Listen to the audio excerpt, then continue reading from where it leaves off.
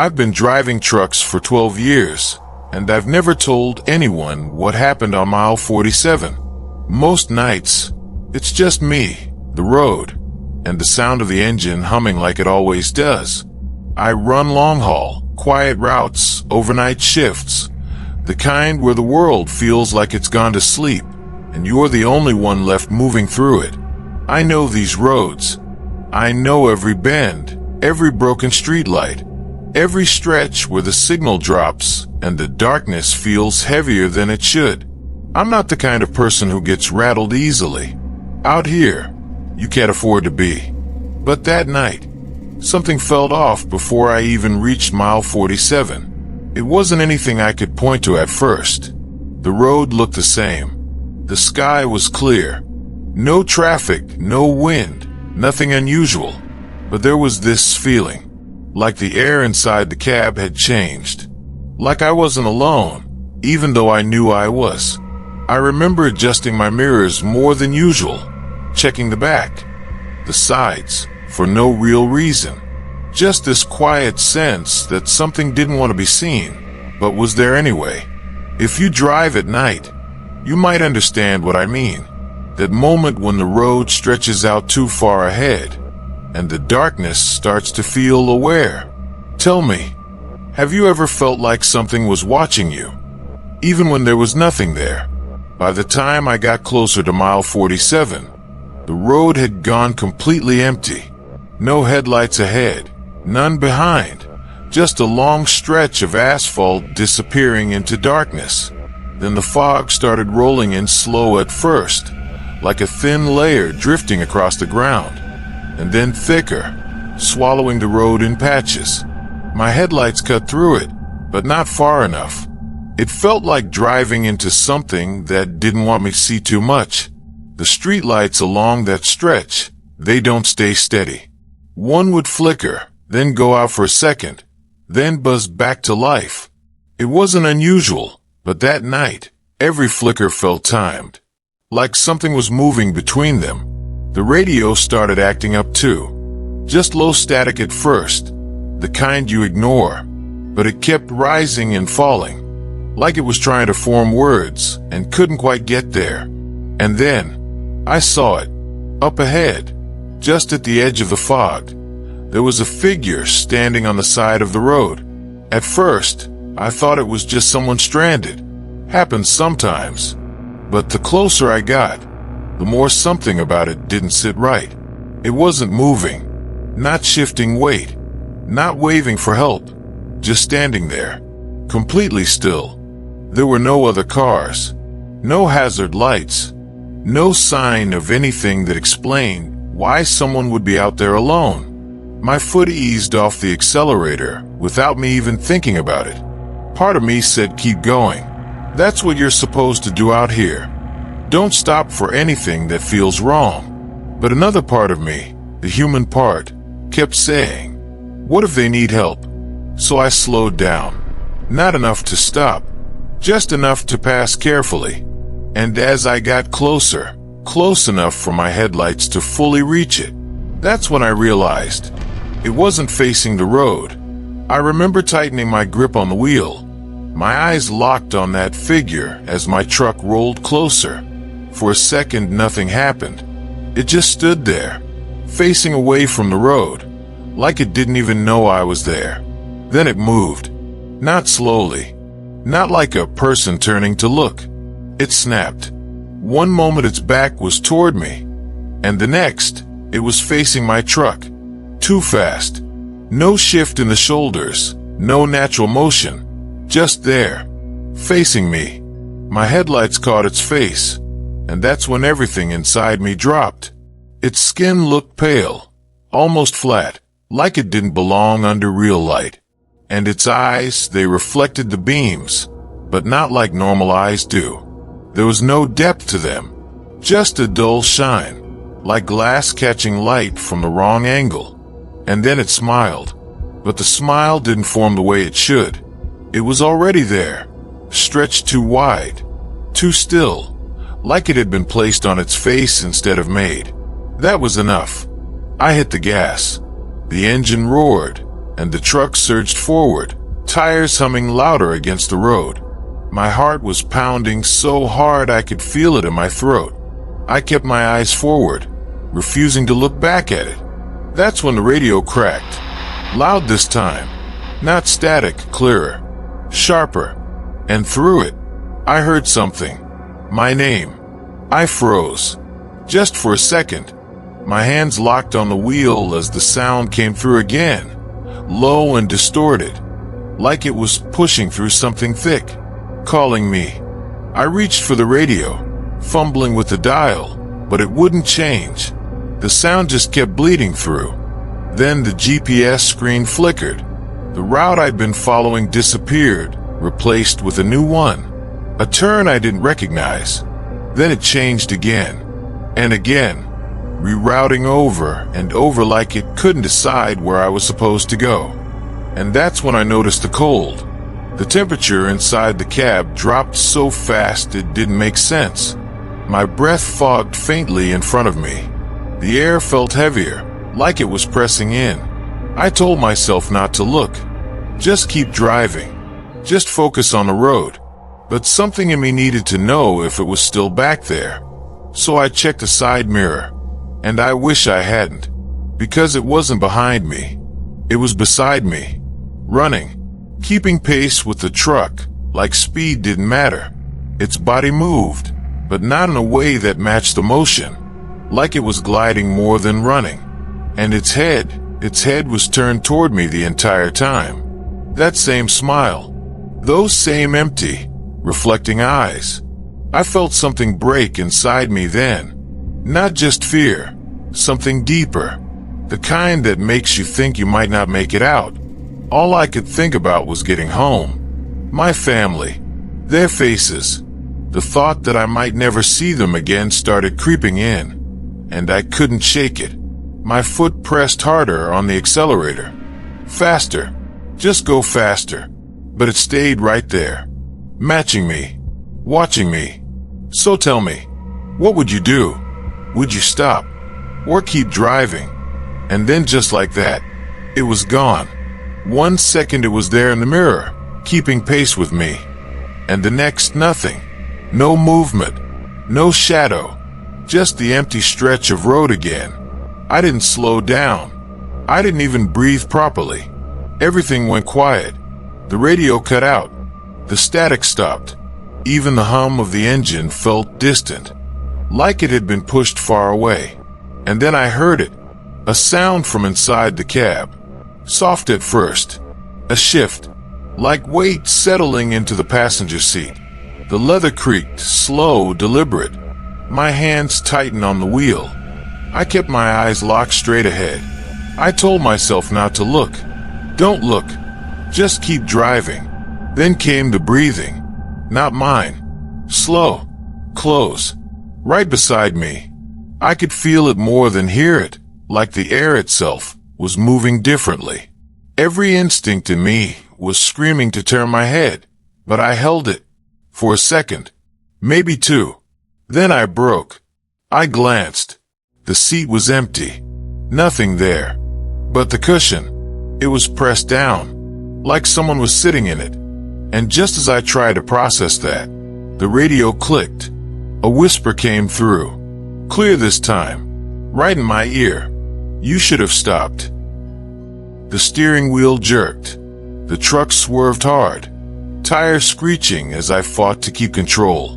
The entire cab shook, like something had grabbed hold of it for just a moment and didn't want to let go. I don't remember how I kept that truck on the road, but somehow I did. I drove straight through the rest of that stretch without stopping. Didn't slow down until I saw the lights of a truck stop up ahead. When I pulled in, my hands were still shaking. A couple of other drivers were there. I didn't say much at first, but when I mentioned mile 47, they looked at each other like they already knew. One of them just said, "You didn't stop, did you?" I shook my head. He nodded slowly, then told me some drivers who do stop out there don't make it back. I didn't sleep that night. The next morning, I checked my dash cam, and I swear to you, I wasn't alone in that cab. So what do you think I saw? Tell me in the comments. And if you want more real trucker horror stories, follow and subscribe. Because next time, I'll tell you about the night I picked up a passenger who had no reflection.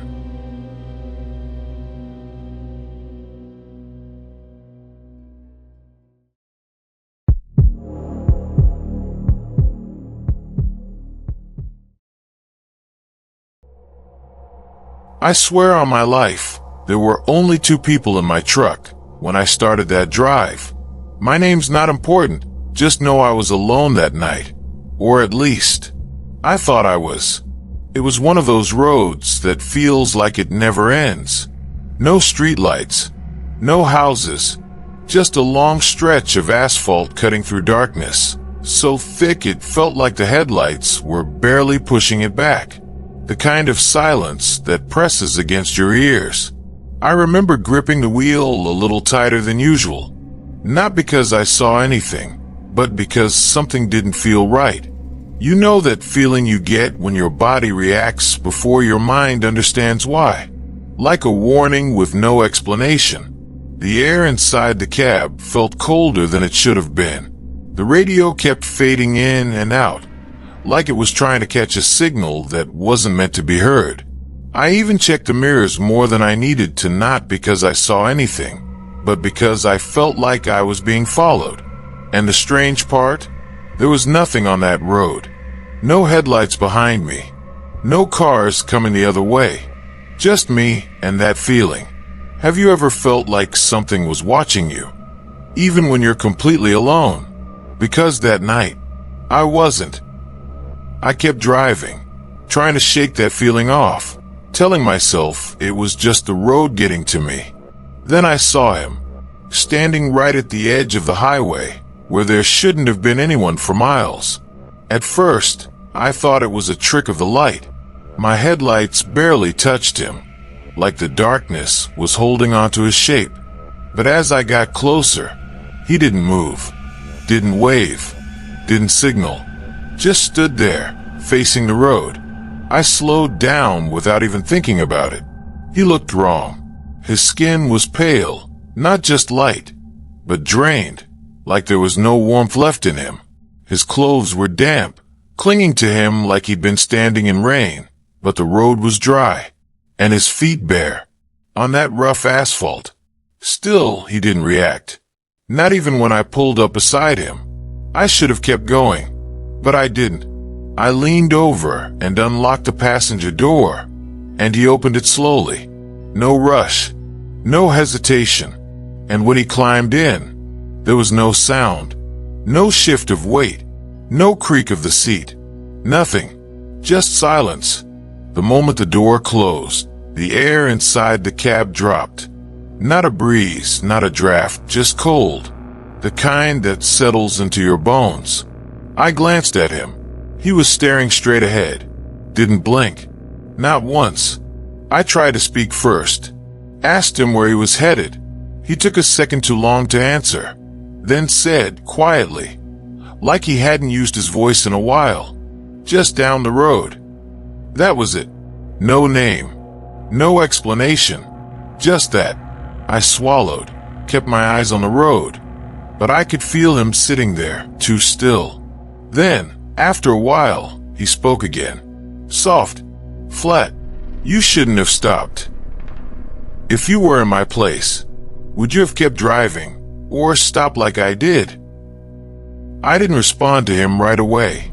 I just kept driving, hands tight on the wheel, eyes locked on the road, like if I looked away for even a second, something would happen. That's when the radio changed. At first, it was just static. The kind you get when you're out of range. But then it started shifting, crackling, warping, like voices were trying to push through. Not clear enough to understand, just fragments. Low, overlapping, almost layered. I reached to turn it off, but before I could, I heard something else. Not from the radio, from him, the man beside me. He was whispering, quiet, constant. Like he'd been doing it for a while, and I was only just noticing. I couldn't make out the words, but it didn't sound like he was talking to me. It sounded like he was talking to someone else. My chest tightened. That feeling came back, stronger this time. So I checked the mirror, the passenger side mirror. Just a quick glance, and that's when I saw it. Someone sitting behind him. A shape, a person, leaning forward slightly, like it was trying to listen. My heart jumped into my throat. I turned immediately. Nothing. The back seat was empty. No one there. Just darkness.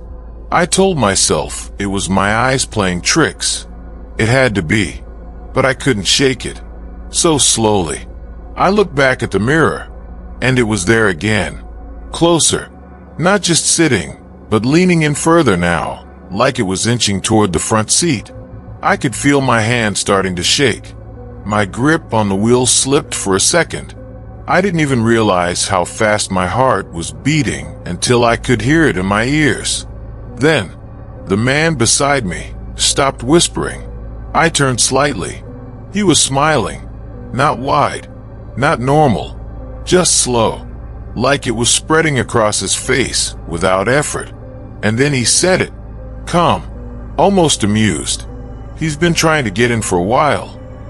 Everything inside me dropped. Before I could even react, the road ahead changed. Fog. It rolled in fast, thick and heavy, swallowing the headlights until I could barely see past the front of the truck. The beams started flickering, cutting in and out like something was interfering with them. I leaned forward, squinting, trying to focus, but it felt useless, like the road was disappearing in front of me. I thought about stopping, just pulling over, getting out, running if I had to. But something told me that would be worse, because whatever was behind me wasn't trying to get out. It was trying to get closer, and I could feel it now. Not see it, feel it, right behind me. I didn't want to look again, but something forced me to. Just a quick glance into the mirror, and this time, it wasn't a shadow, it wasn't a shape. It was there, clear, sitting directly behind me, close enough that I could see its outline, its head tilted slightly, like it was studying me. My chest locked up. I couldn't breathe. Then the man beside me spoke, his voice sharper now, clearer than before. He's not outside anymore. The engine coughed. Once, then again. The truck started to struggle beneath me, like something was dragging it back. The headlights dimmed, flickering in uneven bursts, barely cutting through the fog. And then, I felt it, breathing, right against the back of my neck. Slow, cold, deliberate. Every part of me screamed not to turn around. But I did, slowly, inch by inch. And what I saw, it wasn't right. Its face stretched too far, like it didn't fit its own shape. Eyes wide, too wide, staring without blinking. And its mouth opened wider than it should have been. But no sound came out. Not a single sound. I jerked forward, gripping the wheel. And when I looked to my side, the hitchhiker was gone. Just gone. The door hadn't opened. He hadn't moved. But the seat was empty. The truck swerved hard, tires screaming against the road as I fought to keep control. For a second, I thought I wasn't going to make it. The truck finally jerked to a stop, right under the harsh lights of a roadside checkpoint. I didn't even remember how I got there. A man rushed up to my window, shining a light inside. Then his expression changed. He looked past me and asked, "Where's the other one?" My voice barely came out. "What other one?" He hesitated, then said, "The man who flagged you down, he died on this road." My stomach dropped. Slowly, I turned to look behind me. The back seat was empty, but the fabric, it was pressed down, like something was still sitting there. And sometimes, when I drive at night, I still see him in the mirror. If you were in my place, would you ever pick up a hitchhiker again? Comment what you think that thing was. And don't forget to follow for more real stories like this, because what happened after that night was even worse.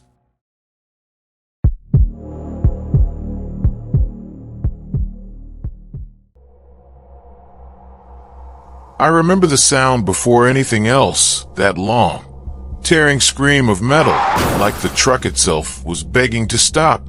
The brakes didn't catch. They just gave out. The steering wheel shook so hard I thought my arms would snap. And then the road disappeared, just gone. And the headlights hit something too thick, like a wall of leaves that wasn't supposed to be there. I didn't slow down. I went straight into it. Glass burst inward. Branches punched through the windshield. The cab folded around me, and everything turned black. When I opened my eyes, I was still sitting there, still breathing. No cars, no horns, no wind, just silence. The kind that presses against your ears until it hurts. The air, it didn't feel right. Heavy damp, like I was breathing through something that was already breathing back. I tried to move, but the truck didn't feel like it had stopped on the ground. It felt held, like something had caught it. I thought I survived, until I heard something moving outside. Slow, dragging, circling, not rushing to help, just waiting. Tell me something. Have you ever crashed somewhere that didn't feel like Earth anymore? I tried to move, and that's when the pain hit. My leg, it wouldn't come with me. Something had it pinned. Metal, maybe, or something tighter, like the truck had closed around it and decided not to let go. I reached down, hands shaking, trying to feel where I was stuck, but everything felt wrong. The floor wasn't where it should be. The dashboard had shifted closer, like the inside of the truck had shrunk. I looked out through what was left of the windshield, and that's when I noticed it. There was no road anymore. No faint glow from passing headlights. No distant engine sounds. No sky. Just that bush. Thick, crowded, pressing in from every direction like it had grown around the truck the moment I crashed. The branches weren't still either. They moved slightly, brushing against each other, even though there was no wind. Then I heard it again, closer this time, something dragging across the ground. Slow, uneven, like it didn't quite understand how to walk. I held my breath. And then, something touched the side of the truck. A long scrape, not smooth like a hand. More like fingers, too many of them. Or not enough, dragging across the metal in short, broken pulls. It moved along the door, up toward the window. I turned my head slowly, because some part of me already knew I wasn't supposed to look. And then I saw it, right there, in the shattered edge of the window. A face, but not a normal one. The skin looked pulled too tight, stretched thin like it didn't belong where it was. The eyes sunk deep, but wide open, watching in a way that felt careful. Not confused, not scared, just studying me. It didn't blink. It didn't move like a person would. It just stayed there long enough for me to understand. And then it was gone. No footsteps. No sound of it leaving. Just gone. I told myself it was someone coming to help. But helpers don't move like that. I stayed still after that. Didn't call out. Didn't move. Because something told me, if I acted like I was still there, they would know. At first, I thought it was just one of them. But then, I saw another. A shape shifting behind the branches. Then another, and another. They didn't come all at once. They appeared slowly, like they had been standing there the whole time, and were only just deciding to be seen. They surrounded the truck. Not close enough to touch it first, just circling, watching. Their movements were wrong. Not smooth, not steady. Every step looked delayed, like their bodies needed time to remember how to follow themselves. A leg would move, then pause, then the rest of the body would catch up a second too late. One of them leaned forward too far, almost falling, but didn't. It just corrected itself, slowly, like it had practiced that mistake before. And then the sound started. Whispers, but not words. Not anything I could understand. It was like pieces of language broken apart, trying to come back together. Soft clicks, wet breaths faint, uneven murmurs that didn't belong in a human throat. They weren't talking to me. They were trying to talk at all. And then one of them got closer. Too close. I couldn't see it fully, just its outline through the broken side window. But I could hear it, right beside me, breathing. At first, I thought it was mine, echoing inside the cab. But then I stopped, held my breath completely, and it kept going. Same rhythm, same pauses, same slight tremble on the inhale. It wasn't breathing. It was copying, learning it, trying it on like it fit.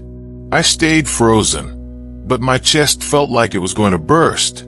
And then tap. Something hit the side of the truck. Light, metallic, tap, tap, tap. It wasn't random. There was a pattern to it. Slow at first, then repeating. Another one joined in from the other side.